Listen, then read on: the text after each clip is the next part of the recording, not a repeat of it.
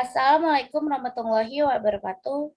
Perkenalkan, nama saya Adina Kamila Taufik. Saya dari Prodi Pendidikan Ekonomi B dengan NIM 18720500055. Untuk memenuhi salah satu tugas mata kuliah akuntansi keuangan dengan dosen pengampu Ibu Ismailita SPD MPDE, di sini saya akan menjelaskan tentang aktiva tetap.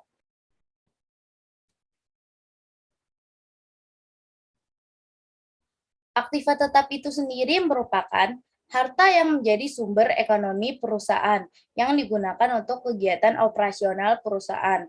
Nah, aktiva itu sendiri memiliki 3 karakteristik, yaitu yang pertama, memiliki bentuk fisik karena bentuk dan ukurannya jelas. Yang kedua, digunakan dalam kegiatan operasional dan tidak untuk dijual kembali.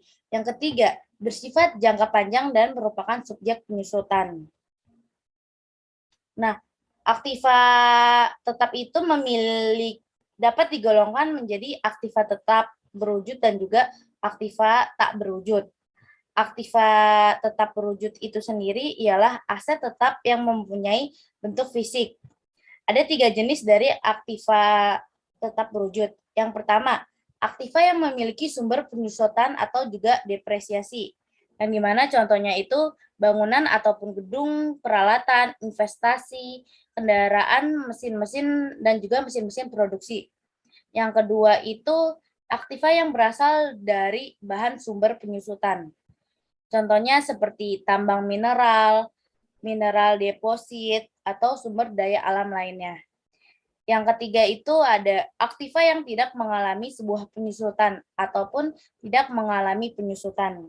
Yang dimana tuh contohnya ada tempat ataupun tanah yang di atasnya didirikan sebuah bangunan untuk perusahaan. Lalu ada faktor-faktor yang mempengaruhi penyusutan aktiva tetap, yang dimana itu faktor harga perolehan aset, nilai residu, dan juga umur ekonomis suatu barang tersebut.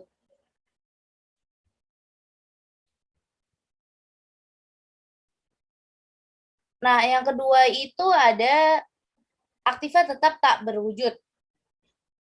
Aktiva tetap tak berwujud itu sendiri adalah aktiva yang tidak mempunyai wujud fisik, meski begitu mempunyai manfaat yang besar bagi perusahaan yang dinyatakan ke dalam bentuk jaminan tertentu. Misalnya seperti hak cipta, hak monopoli, hak paten, merek dagang, dan lain sebagainya. Nah, aktiva tetap tak wujud itu sendiri biasanya berbentuk hak-hak usaha yang dimiliki perusahaan. Contohnya itu ada lisensi, hak cipta, merek dagang, sistem keamanan, dan juga franchise.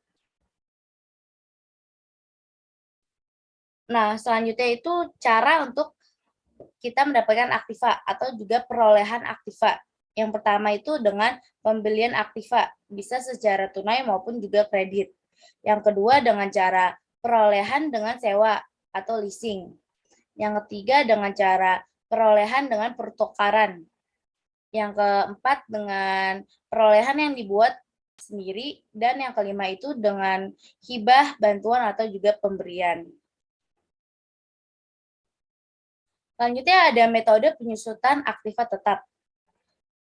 Yang pertama itu ada penyusutan saldo menurun tunggal, yang kedua ada penyusutan garis lurus, yang ketiga ada penyusutan secara jumlah angka tahun, yang keempat ada penyusutan saldo menurun ganda, dan yang kelima ada penyusutan satuan hasil produksi.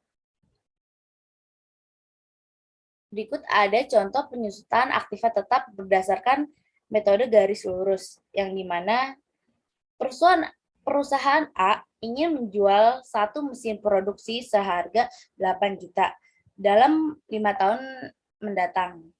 Dengan estimasi nilai residu saat dijual adalah 1 juta.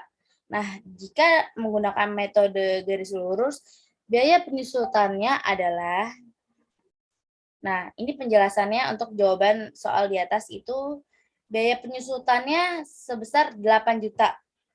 Sedangkan nilai residunya itu 1 juta. Dengan mesin produksi yang akan dijual 5 tahun mendatang. Maka 8 juta dikurang 1 juta per berapa lama tahun barang produksinya? 5 tahun misalnya. Lalu 8 juta dikurangi 1 juta. 7 juta. 7 juta dibagi 5 tahun.